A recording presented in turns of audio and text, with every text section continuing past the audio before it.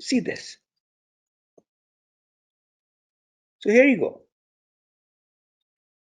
This is the core of BABOK guide: strategy analysis,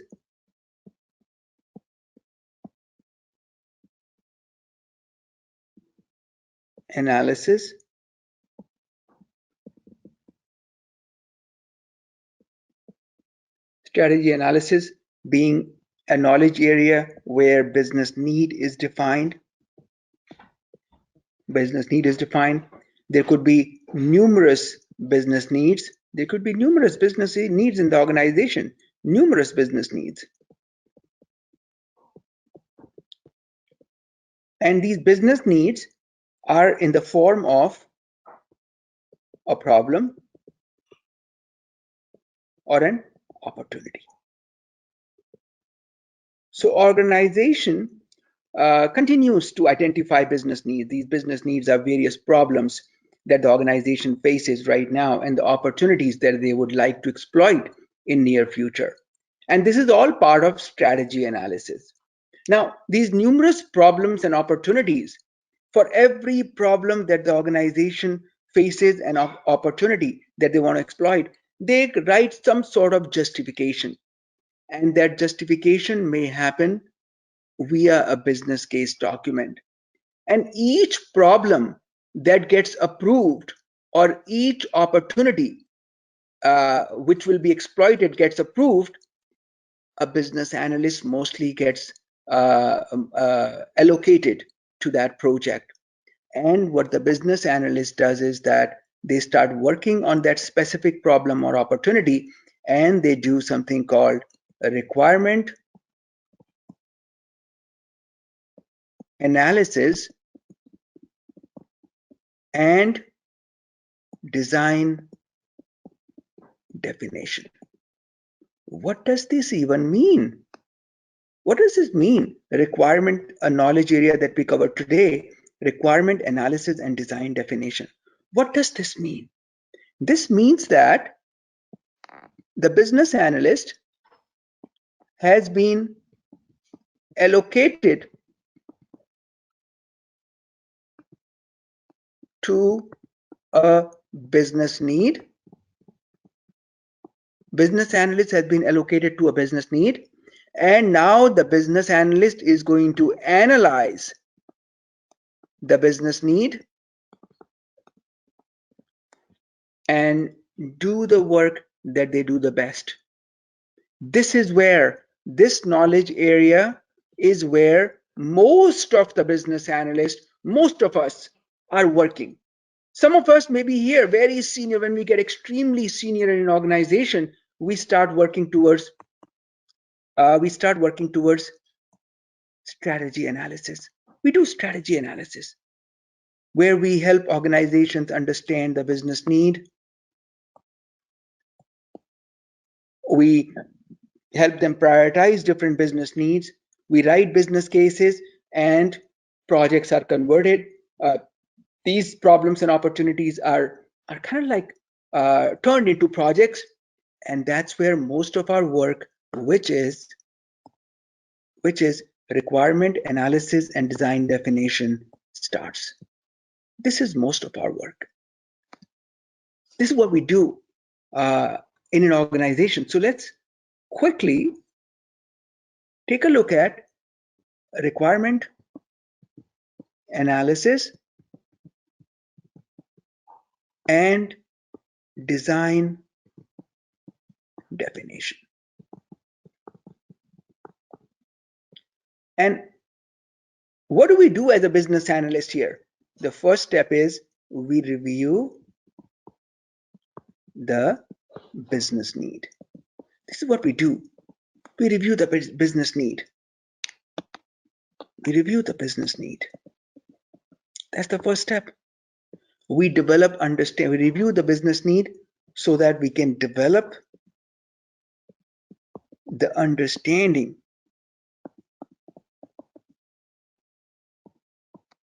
of the business need.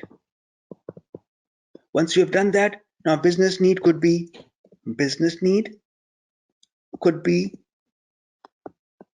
a problem statement, or an opportunity statement? Once you have done or understood the business need, and how would you and where would you understand the business need from? You may review historical documentation,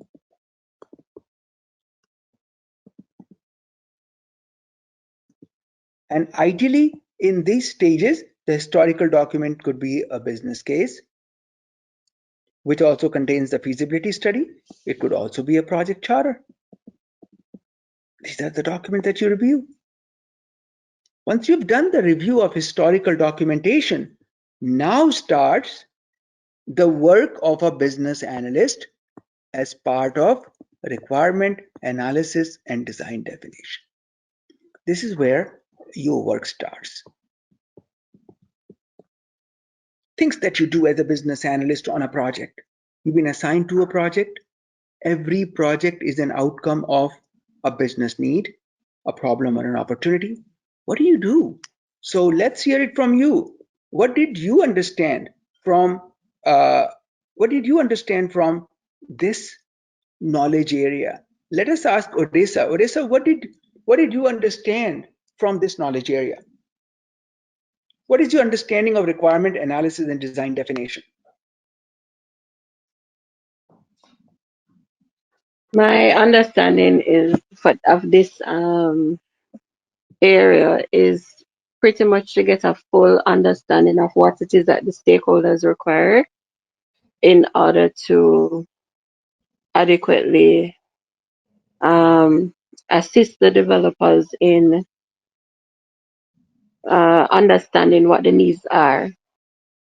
Okay, you said it is very important to understand the needs of stakeholder and then assist the developers in designing those needs. Helping them build the solution. That's what Odessa feels is the crux of this knowledge area. Let's ask Adibunmi. Adibunmi, what do you think is the gist or the crux of this knowledge area called requirement analysis and design definition?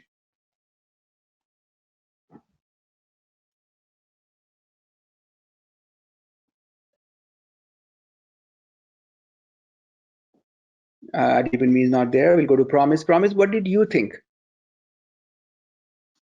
Right, Heyman. So my thinking is this knowledge area actually helps you to it deals with basically the business needs.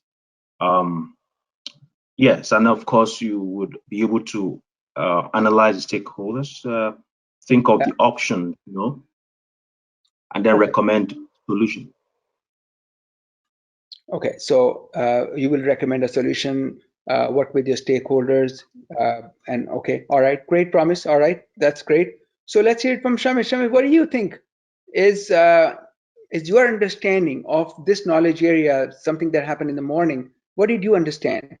Okay, RAD, requirement analysis design, is to do with first after we understand the business requirements, we organize the needs for the solution, and for how we're going to validate the needs, how we define the requirements, how we define the validation for the requirements, and how we work towards the solution, design the solution. That's my answer. Okay, that's your understanding. Not so, Dave. Dave, what do you think is your understanding of this knowledge area? To develop the requirements, to analyze the requirements and solutions that are truly valuable for the stakeholders, and making sure that they are aligned to the business objectives, as in that problem or that opportunity is aligned with the business objective. Okay, all right, that's your understanding. All right, great. Let's see if it will change very soon when I present something here. Damilola, what is your understanding of requirement analysis and design definition? What's your understanding? Okay.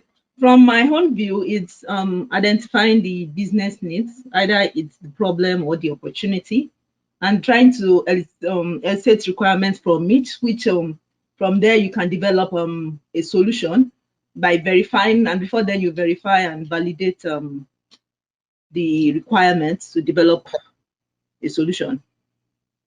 All right. Okay. All right. So that's good. All right. Let's see. Once I present, how much clarity comes, right? Because I'm planning to, I'm presenting something to you before we look at those 6 tasks that are part of this knowledge area. I want to present something, and let's see what level of understanding we develop from there. But we'll go to Divya first and ask her about her understanding of requirement analysis and design definition.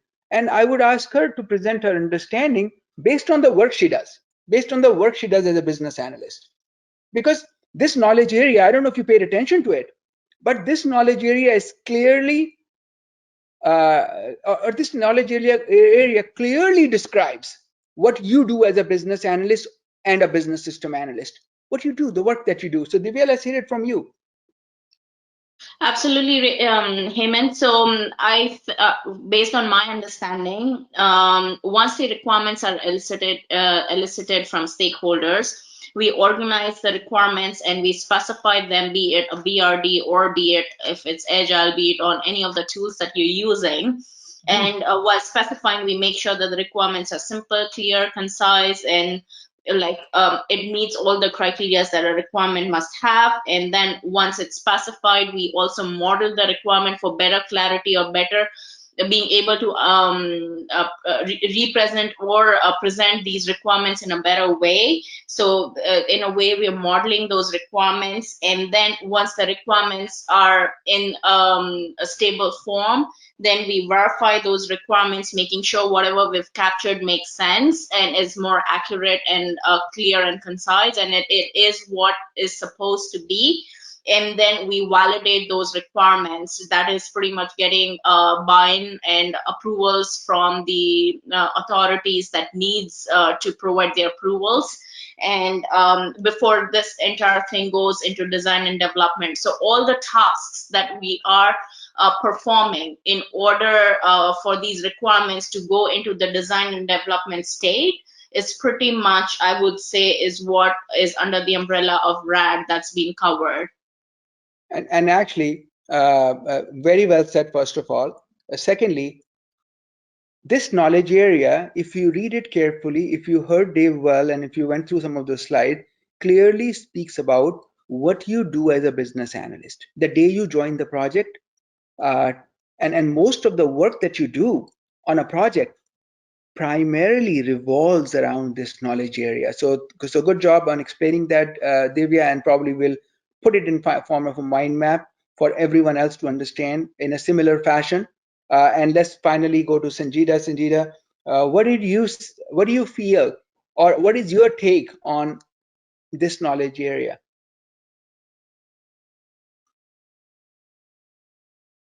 So I would say that after identifying the business need, we have to verify and validate in and provide a solution. Provide a solution. Okay. So, I don't know if it was in the morning that I was taking a look at something, or was it yesterday, but this is what Einstein said.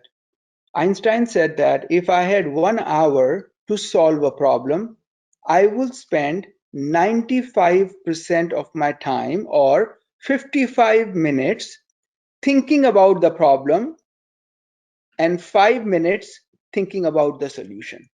I will spend, if I was given 1 hour to solve a problem, I would spend 55 minutes to think about the problem, understand the problem before I start solutioning the problem. So this chapter has nothing to do with creating a solution, by the way. It has nothing to do with creating a solution, right? This chapter is the thought process of a business analyst. This whole knowledge area is the thought process of a business analyst. And look at this. This is what it is. I'm not going to talk about the tasks, because I'm hoping that based on my presentation, you will come up with those 6 tasks or 6 topics of this knowledge area. So take a look at this. What do you do as a business analyst? Look at this. You are a business analyst. You join a project. When you join a project, what is the project? Project has been undertaken to either solve a problem or exploit an opportunity. This is why we undertake a project. Either to solve a problem or to exploit an opportunity. So you join a project. What do you do first? You understand the business need. That's what you spend your time doing in the beginning. You understand the business need. Where is the business need listed? The business need is listed in a high-level document, such as where do you understand the business need from? Either the business case or the project charter or any other high-level business document. Once you have spent good time understanding the business need, what do? You start reviewing or you start doing document analysis, reviewing the documents. You start meeting your stakeholders, and you could meet your stakeholders using various elicitation techniques. You could meet them using various elicitation techniques. And what do? When you meet them, you look at these different documents. What are you trying to do? You are trying to capture or decompose these business needs. So you are trying to decompose these business needs. And you are documenting. You are documenting stakeholders' requirements. You're documenting stakeholder requirements. And you may be documenting stakeholders' requirement into a business requirement document, stakeholder requirement document, or just a requirement document. You're documenting the stakeholder needs. Once you have documented these stakeholder needs, what do? You decompose them further by creating maybe process maps, process flows, or models, or sometimes called use cases and scenarios, right? You could be documenting the stakeholder needs into a business requirement document, or if the business requirement document already exists, you may be decomposing these business requirements into use case models and scenarios. And folks, this first step right here, something that I am highlighting in gray right here, this step, and you know what this step is? This step is the first task of this knowledge area called either specify the requirements, and once you've specified the requirement, go decompose them further by creating specify and model requirements. That's what your first task is. You specify and model requirements. So now we'll stop here for a second, and I'm going to ask you some questions. Let's see if you all understand this. So guys, question for you, and this question is for, let's say, Dave. Dave, the question for you.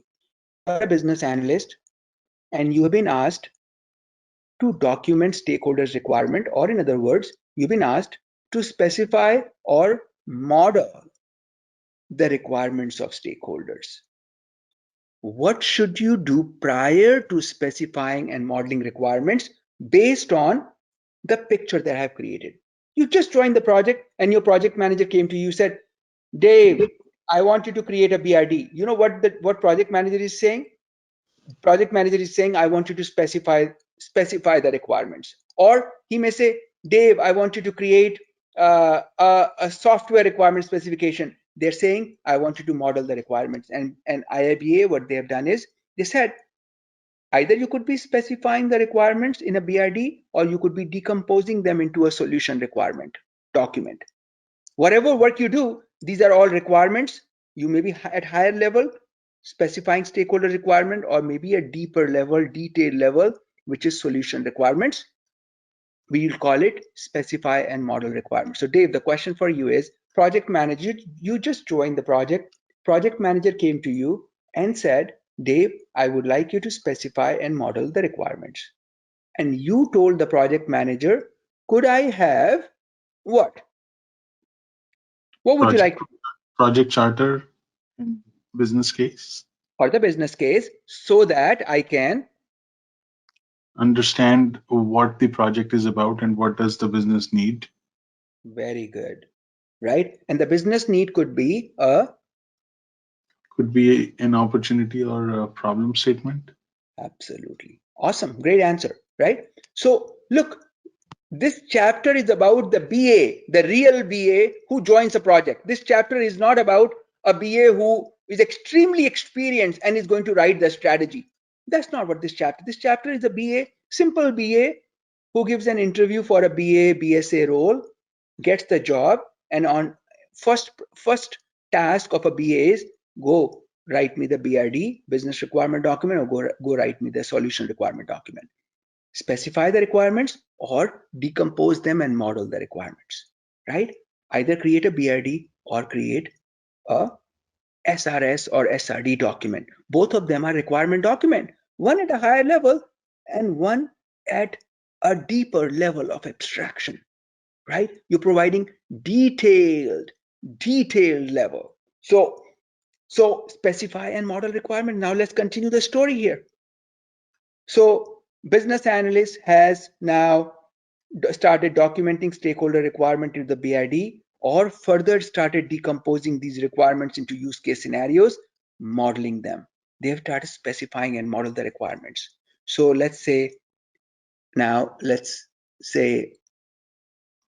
you did specify and model the requirements, which is nothing but higher level, and modeling means you have decomposed it even further.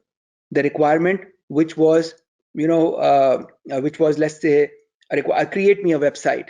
So you specified the requirement, stakeholder said, create a website for yourself.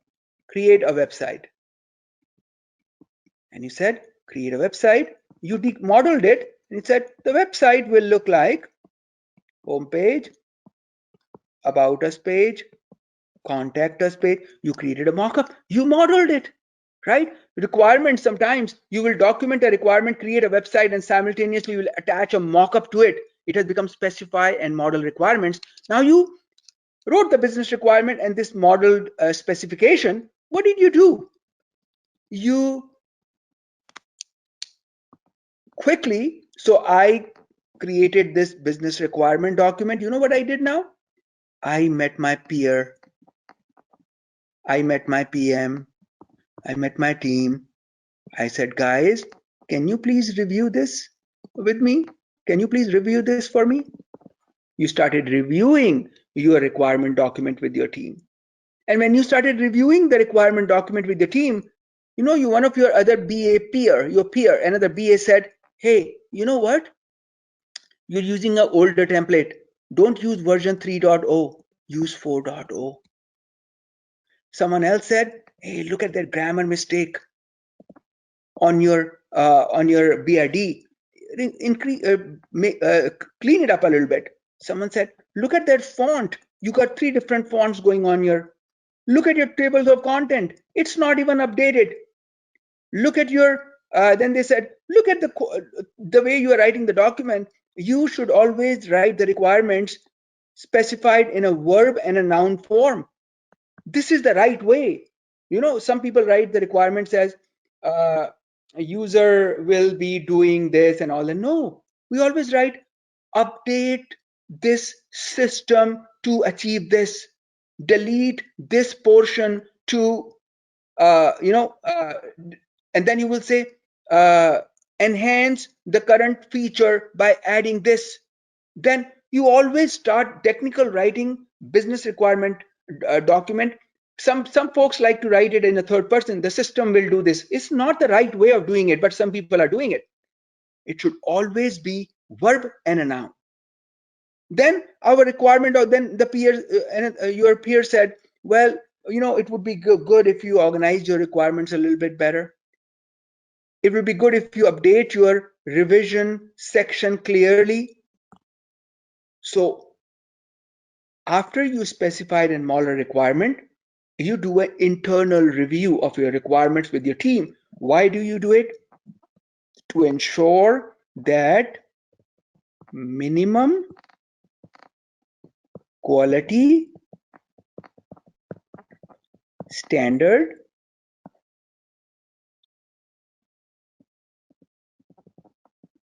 is met. To ensure that the minimum quality standard is met. There is no grammar mistake. All the stakeholders, approvers, reviewers are in the document. All fonts are same, right? So think about it like this, guys. Think about it like this, that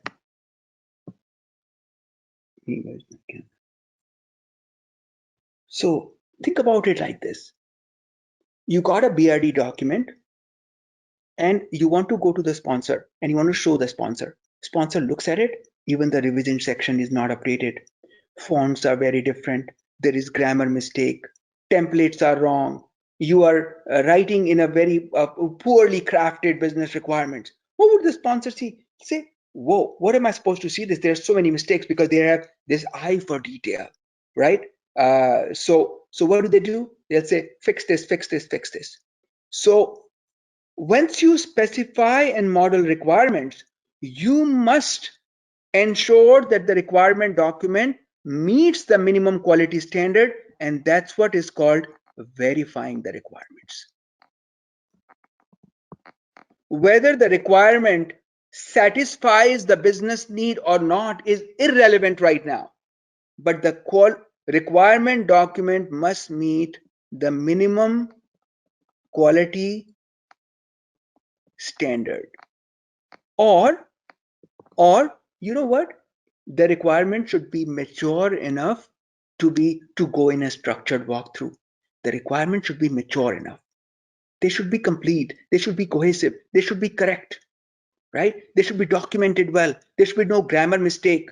They should meet the quality standard of the organization at a bare minimum. So specify the requirements, document them nicely by meeting your stakeholders, doing documentation review, creates adequate level of abstraction by building models around it, verify it internally before you present a structured walkthrough to the stakeholders and they start validating the requirement. You know what validation means? Validation of requirement is a structured walkthrough you perform in front of the business owners, and the business owners look at the requirement, see the requirement and say that this requirement meets my business need. That's what validate requirement is. Now the business owners will say, you said develop a home page. Does it meet my business need or not? Yes, it does. I want this requirement. It's a good requirement. You said 25,000 people will be logged into this system. Does it meet my business need? No, I only have 10 people logging in. Don't buy a server which is for 25,000 people. It is waste of money. It does not satisfy my business. My business need can be satisfied by hosting my website with a shared resource somewhere, and we can save a lot of money. So validation of requirement is when you present your requirements to the business owners. Now they're not going to look at your requirement document. This time they're not looking at your requirement document, guys, and checking. Now they are not looking at your requirement document to check your requirement document to see if it has grammar errors, it is nicely crafted or not. Now they're looking at the functionality and checking the functionality. Before you validate the requirement, ensure that the requirement meets the minimum quality standard. Meeting the minimum quality standard is verification of requirement. How do you do it? By having a peer review, meeting the PM, meeting your team taking a look at it, the level of abstraction is the right level. Once that's done, you say, I'm ready to present my requirements to my stakeholders, And my stakeholders can now look at the business requirement and see if they meet the business need. So we'll stop here and we will maybe go to Sanjita. Sanjita, so you are a business analyst, okay? Okay. You're a business analyst and you right now want to present your requirement document to the business owners, to critical stakeholders. Why do you want to present your requirement to the critical business owners? What is the reason for presenting the requirement to the critical business owner? Like to identify or to validate that their requirement has been met, like after the development, their business need will be met. Why are we going to development? Requirement analysis has nothing to do with development. Why Then I can say that I will meet with the stakeholders. I will present my document to the business owner so that whether we can really understand their business needs or not. Not understand whether the requirements that you have captured will meet the business need or not. So the business owner is looking at your requirement document and seeing the problem that I have, would this BRD, would this requirement resolve it or not? The opportunity that I have, would this requirement exploit that opportunity or not? Is this requirement documented in such a way, or is this requirement truly going to address my business need? Right? I have a problem. The problem is that I've got a pothole, right? On the right in front of my street, and the cars and there are these accidents that are taking place because of the pothole. I wrote a requirement document, and in the requirement document, I never wrote down how I'm going to fix that pothole. But I wrote down all other things. The surveyor will come, the inspector will come, but I didn't do anything about how would I, what are we going to do to really close that pothole? So business owners, when they come, they already know what the problem is. They look at the requirement document and they see the requirements that are listed. Do they address the business need? Would they help me meet the business need? Solution is not built right now. They're only looking at the requirement. Does that make sense? Yep. All right. So Orisa, question for you. The question is, you are a business analyst and you have just met your stakeholders and documented their requirement in a requirement document. You met your stakeholders, you have done document analysis, you have extracted all this information and you have dumped them into a BRD. Okay, good.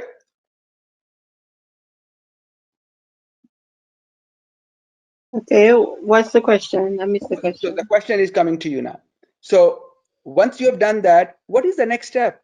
You've just specified and modeled requirement. What's the next step? What should you do now? I've specified and verified. So next is what? To validate the requirement? You have just specified the requirements right now. You documented the requirement, met the stakeholders, and you dumped them into a business requirement document or any other form. What is the next thing you must do? Validate the requirement. Verify the requirements. Make sure that it meets the minimum quality standard of the organization. And how do you validate the requirement? By having a peer review, by having some internal reviews with your team. Once the requirements have been verified, then you go out there and start validating the requirements. So promise, question for you. These are all CBAP exam questions, guys. So you should know these order. You should know what happens what. So promise, question for you. You are a business analyst and you have created the business requirement document. You have verified the business requirement document with your peer and other team members. It meets the minimum quality standard. You want to validate. You want to now validate the business requirement.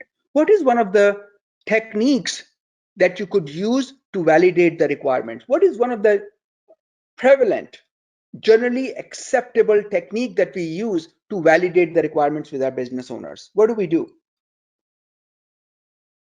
Wow. So validating the requirement, actually, it's a process of which I want to get approval or a sign off from the stakeholder. But the technique here, honestly, it's not readily in my head now, but I do know that.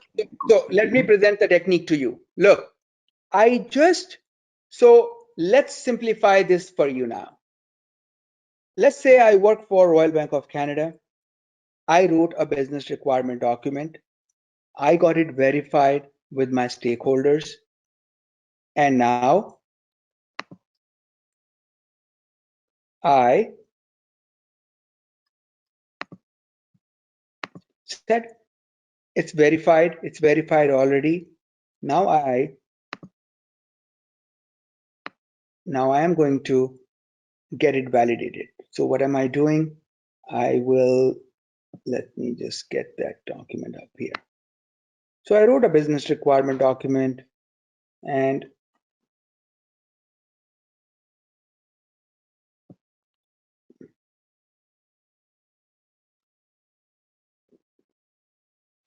here we go.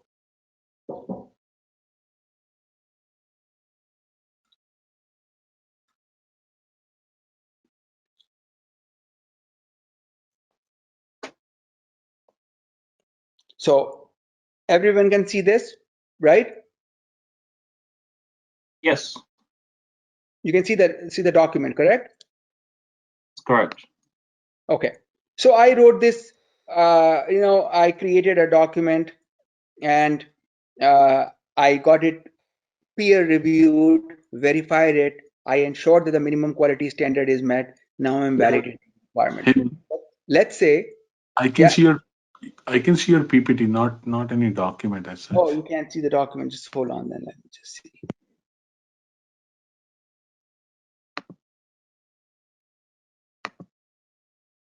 Screen. What about now? Yes, we do.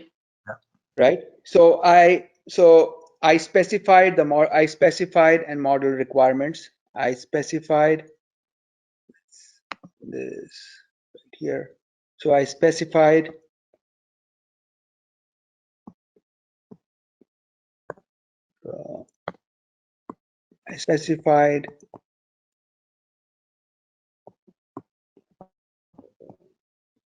and modeled the requirements. Right? I documented these requirements, provided the level of detail that was required. I wrote down the requirements here. And wherever I felt that there was a need to create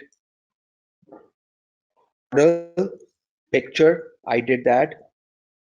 I specified and modeled the requirement. I got it verified with my peer, got it reviewed internally, and my peer said, great, everything is good, you have the right template, you have the right version, fonts are good, everything is good. So I verified, and to promise, my question was, we want to validate the requirements.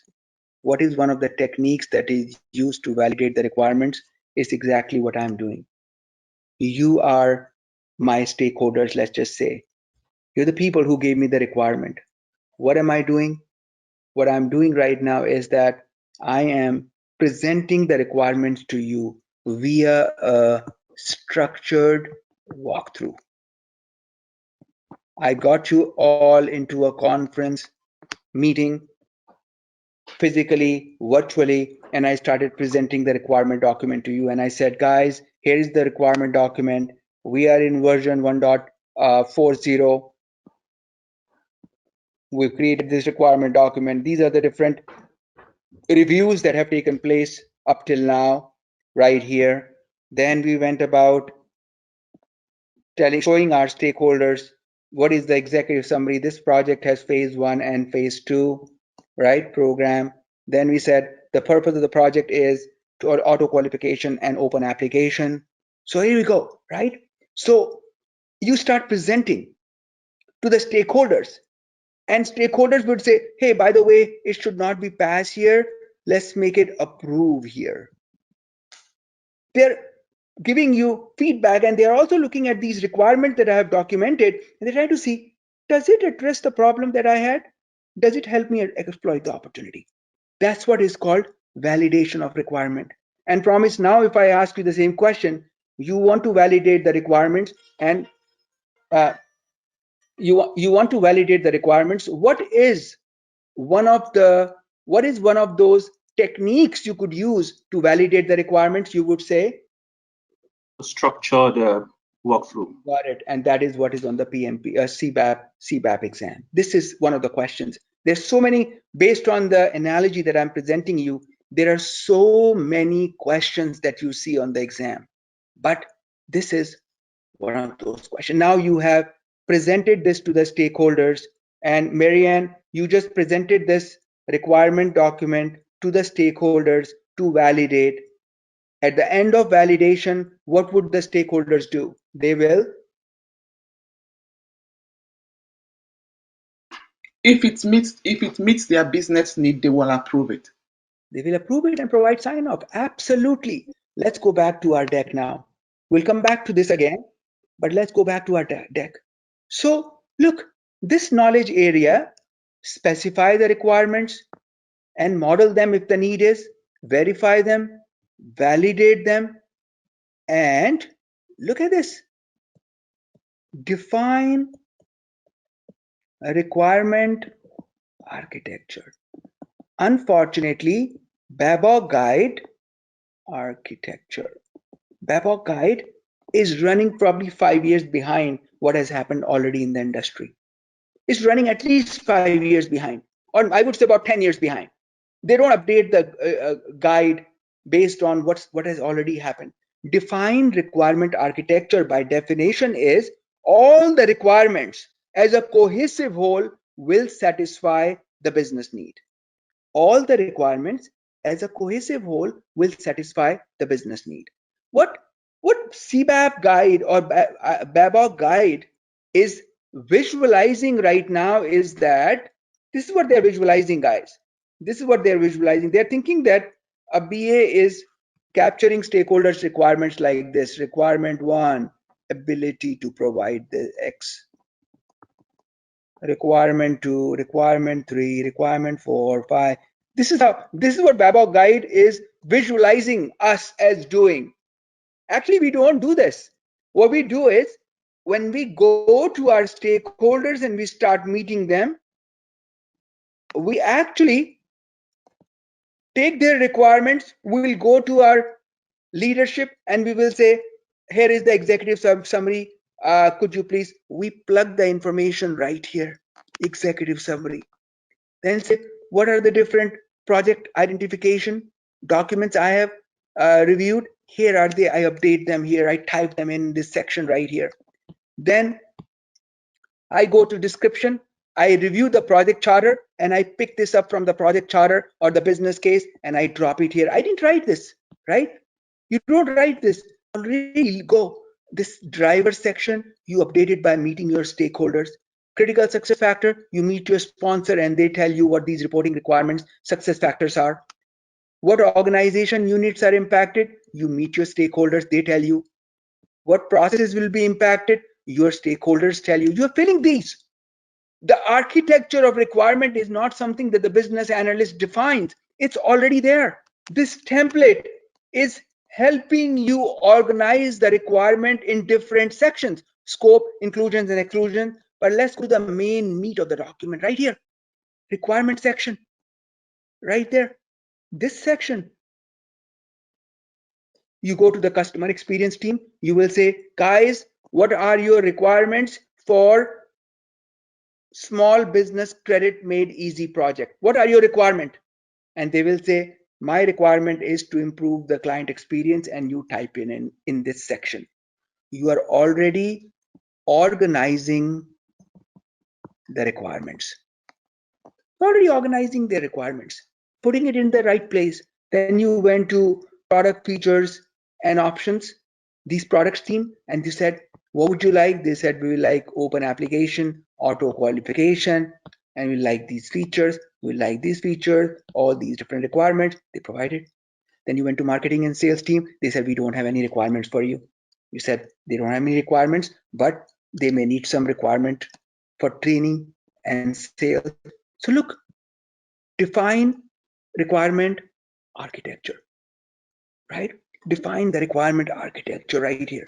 You're putting requirements in their respective section. So Royal Bank already created a template of BRD, and they want the architecture of requirement to be like this. So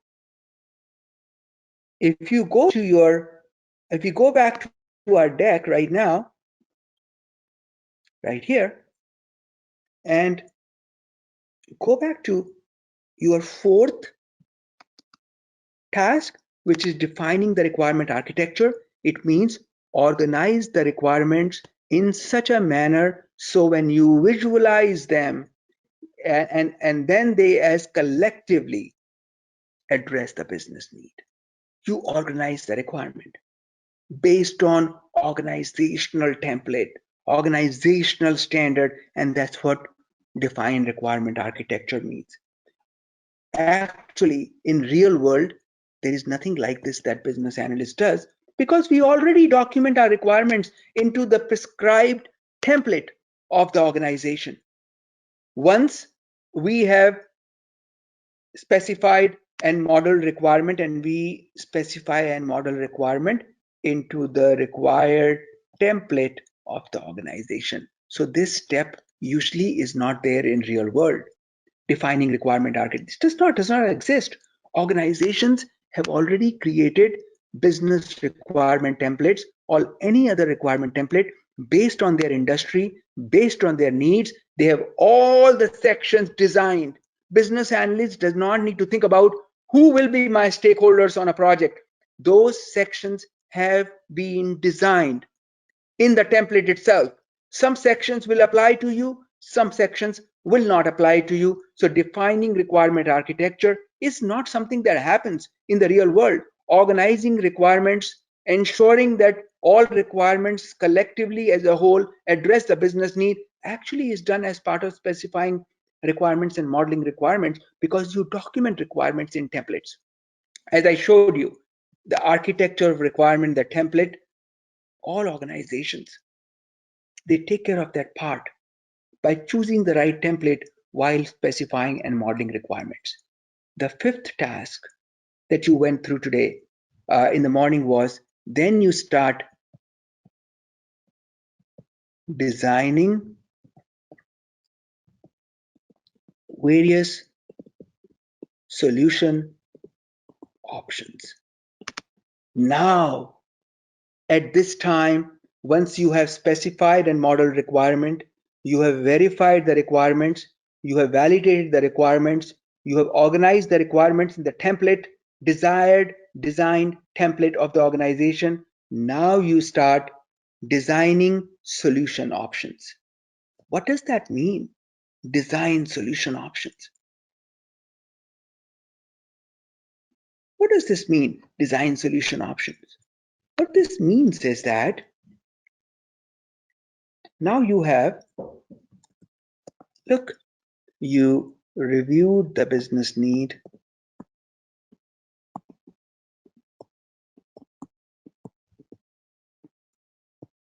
After reviewing the business need, you created the BRD or you specified and modeled the requirement. You ensured that it meets the minimum quality standard by verifying the requirement. You did a structured walkthrough to validate the requirements. Validation of requirements led to, as Marian said, approval and sign off of requirements. And now a handoff of requirements take place to the design team.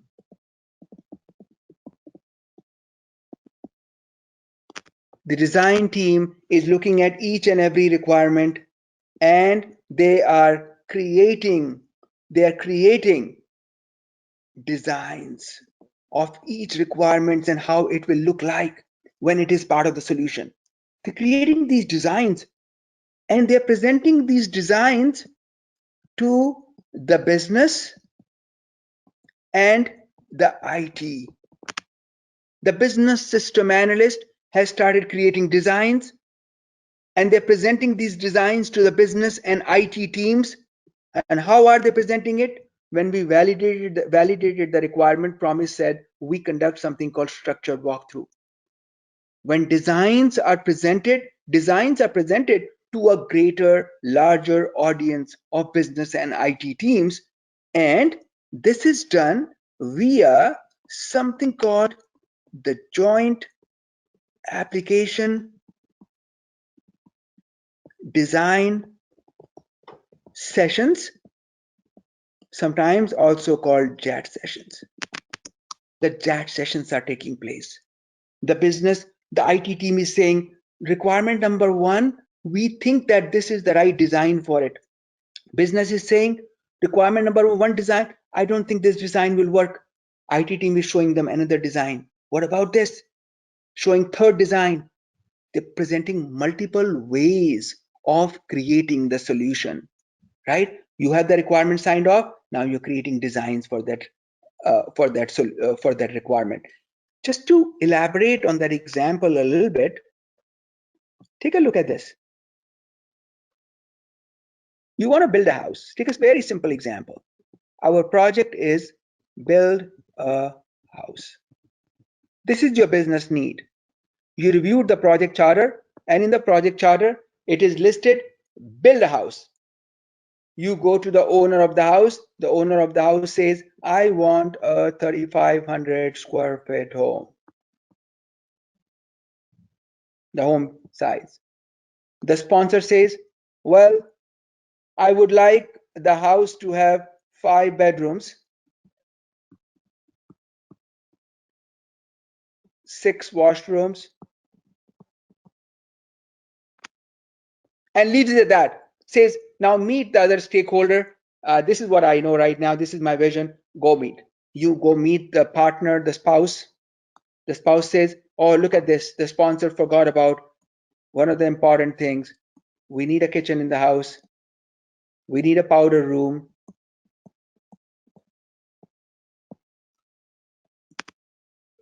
And we would need hardwood floors. There you go. Then the sponsor and the spouse and the partner, they're given the requirement. They say, how about you go meet our kids? And the kids say, oh, it will be great to have a pool. We would like a basketball court on the side. And they provided all the requirements. Look, you read the project charter. Project charter only contained this high level requirement. That's it. You went and met stakeholders, you did document analysis, and you elaborated on these requirements, or in other words, you specified and model requirements. And you didn't specify and model requirement like what I'm doing. You dumped it in the template. That's why defined business requirement architecture does not exist in real world. You documented these requirements right here into the format of the organization, into that document, the tool that the organization uses. You verified it, and then you presented these requirements back to the sponsor, the spouse, the children, the grandfather, grandparents, and other members of the household. They said, we are giving you a sign off because this meets my business need, and you validated the requirements. And of course, that defined business architecture, that part that does not exist, but in BABOK guide, defined requirement architecture, which is we organize the requirements in such a manner that collectively, look at this, collectively, these requirements meet the business need, build a house. That's what it means. Define requirement architecture, visualize the requirement as a cohesive, complete whole, and see if it meets the business need. Build the house. Yes, 3,500 square foot home, 5 bedrooms, 6 washroom, kitchen, powder room, hardwood floors, pools, and a basketball court. Meets the business need of the house. You have defined the requirement architecture. Now what do? Now this business analyst hands over this document to a business system analyst. In our case, in this example, to the architect. What does the architect do? Architect says the house will be a 3,500 square foot house and creates a design like this. Says, here is the kitchen, here is the entrance,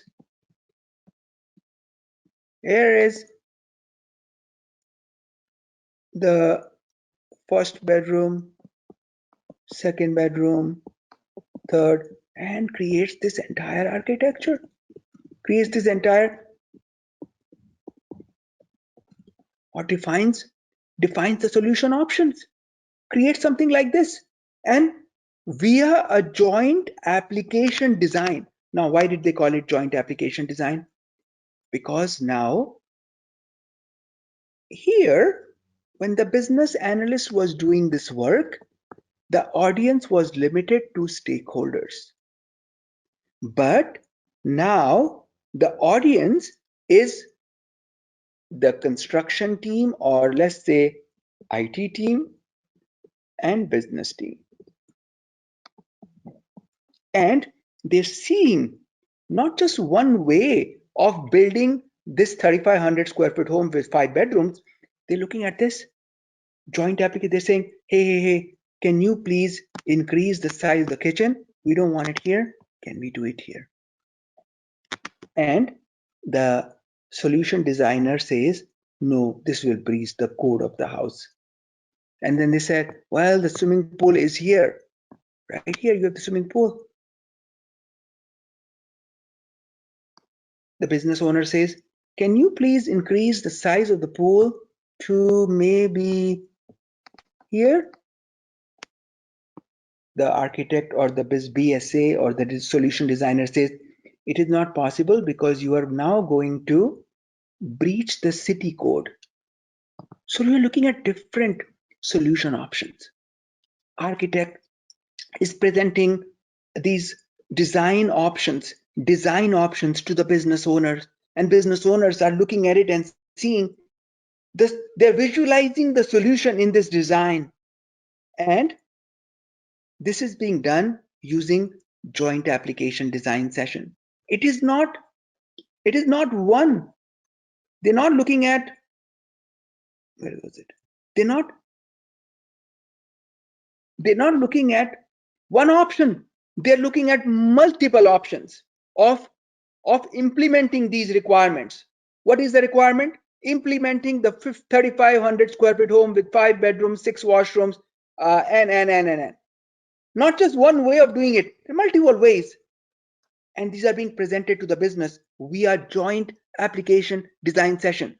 Joint application design sessions are the sessions that are conducted by solution designers, business system analysts, to the business owners, as well as the IT teams. Together they sit and they visualize the solution on how to implement these requirements, not one way, not two ways, multiple ways. And finally, the business analyst comes back into the picture, and you know what they do? They recommend the solution option that will generate maximum value to the business. This is what is called requirement analysis and design definition knowledge area. This, if you visualize it like this, guys, if you visualize it like this, you know, already, if you heard me well, if you've taken some notes, out of the, so 31% of the exam is here. So almost 40 questions on the exam out of 120 questions are in this chapter. Actually, it exceeds 40 questions, easily goes into 45, 50 questions. You already got 20 to 30 questions right. If you heard me well, you've taken the notes, and if you understood the process here. This is the work of a business, and this chapter is truly the only work of a business analyst on a project which generates maximum value for the organization, starting with specifying and modeling requirements in the template tool of the organization, verifying it so that when you go and validate these requirements meet the business need. Approval happens. You ensure that collectively these requirements are organized in such a manner that they meet the business need. Then you start working with other teams to design, to create these solution options, design options. Once you have done these design options, multiple ways of implementing these requirements, finally you work with the teams and find out the most viable solution design option, and these most viable design options with maximum value that they will generate are identified, signed off, and now this recommendation is handed over to the development team so that they can start building the solution. Guys, what did you think? Did it present this knowledge area in a new light, in a new perspective to you? Yeah, definitely. Right? 6 tasks. You don't need to memorize 6 tasks, right? So let's ask maybe Adibunmi, do you think you need to memorize the 6 tasks of this knowledge area, or do you think these are very logical?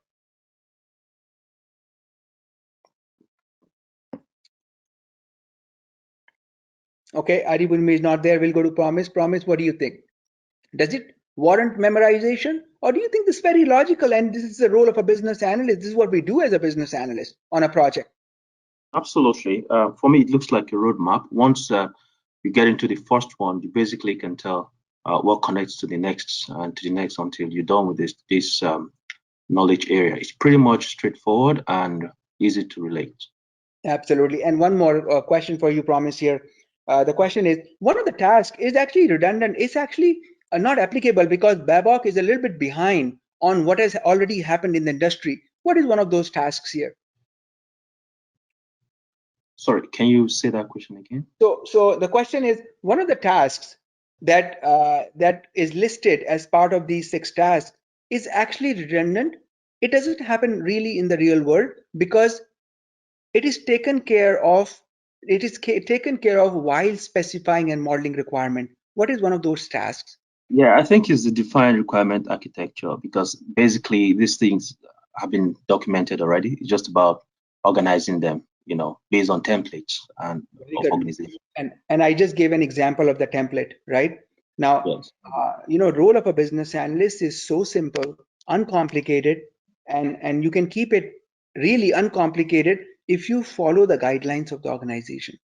Good organizations have reached a state of maturity and the level of maturity where a business analyst do not need to really think themselves.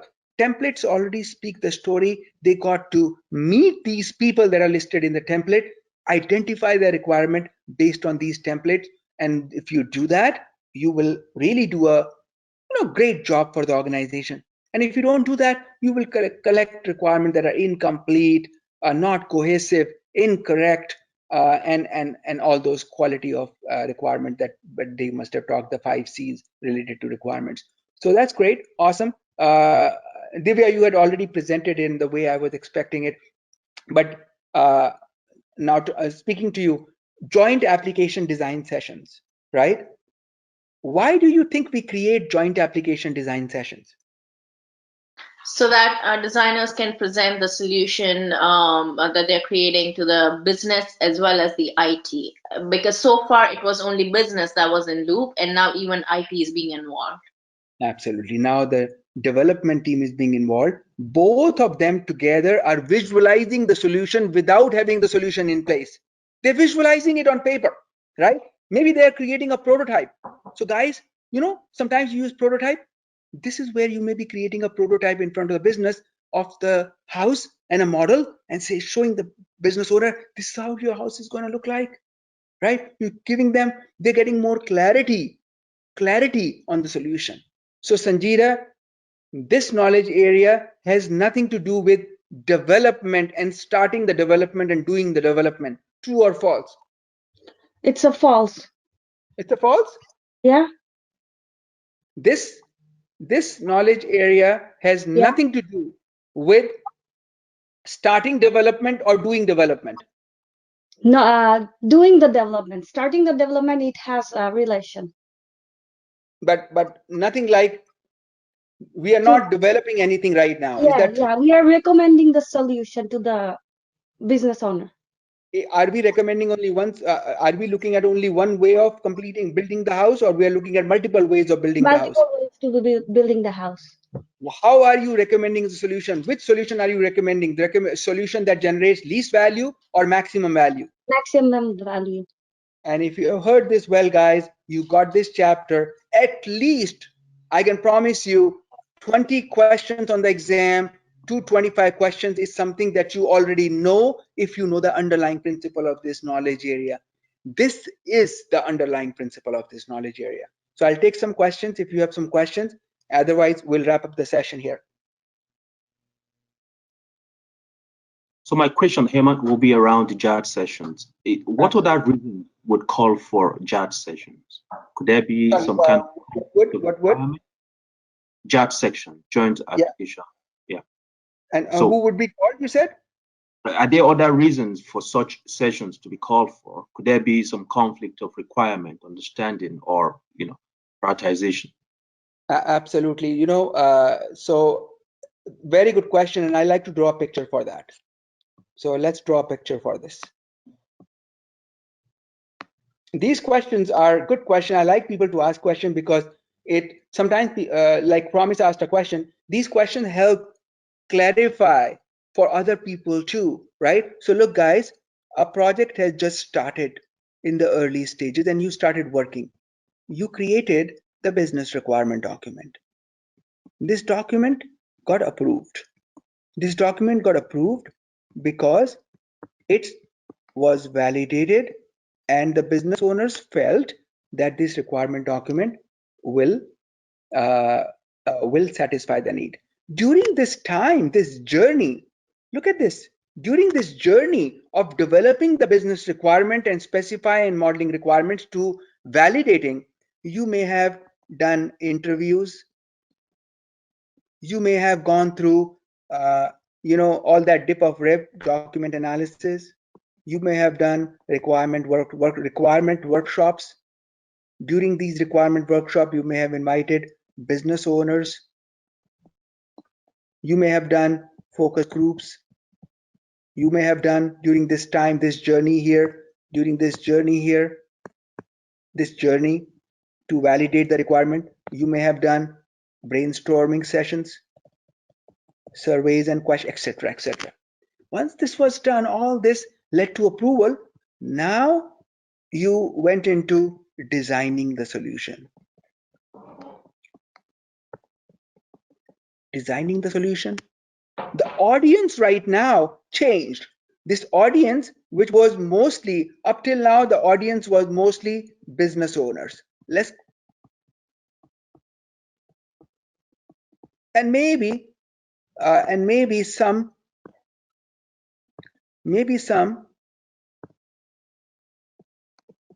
solution owners or solution developers. But now, during designing, your audience is business owners, audience is solution developers. It could be some QAs, it could be release teams, it could be other team members. So joint, you are sitting together with everyone and designing the solution. And to Promise's question, what could be other reasons for these joint application design sessions? After designing, the project goes into development right here. During development, we realized that the technology that we were thinking we will use, the licensing is very expensive. The team says, guys, let's have another session. This group comes back here, they sit together and try to address this problem of, that we don't have the technology, we don't have money for the license. Or Funding, there is short of funding. We can deliver some of the designs. They reconvene again. So after the requirements are approved, you may have numerous joint application design sessions anytime there is any complexity in building the solution. Anytime development team wants to provide a demo to the business owner. Anytime you feel because of constraints, solution will not be delivered the way it was designed, you will have a joint application design session. Does that answer your question? Absolutely, yes. Thank you, Eman. Any other question, guys? Okay, all right, awesome. So when you start reading this, first of all, this week, it is very important for you to dedicate time towards this lesson because 31 to 35% of your exam is from this. And why not? This is the role of a business analyst on a project. This knowledge area is what we do truly as a business analyst. 90% of us, when you will do the work of a business analyst, this is what is expected, these 6 tasks from you.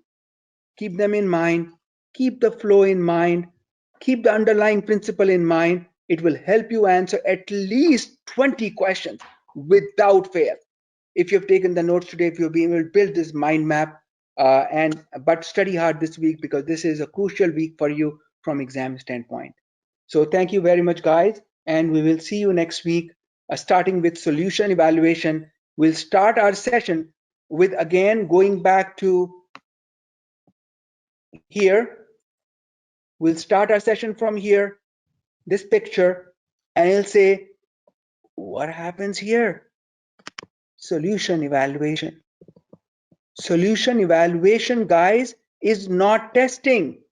BABOK does not talk about, so look at this black box that BABOK has.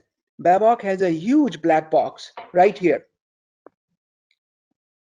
This is a big gray area, or I would say a hole, a black hole. They don't talk about this. They don't talk about it at all.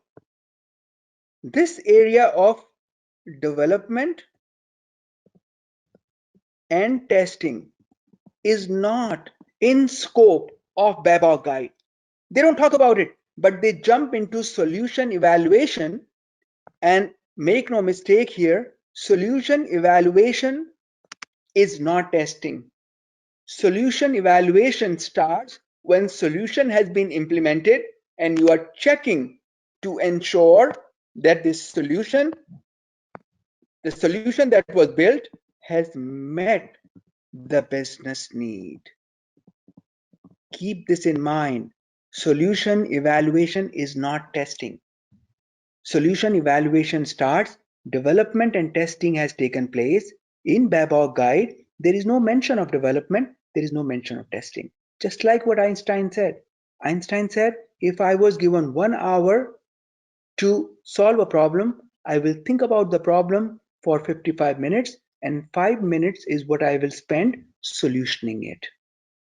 Business analysis is a discipline of research. It requires us to think.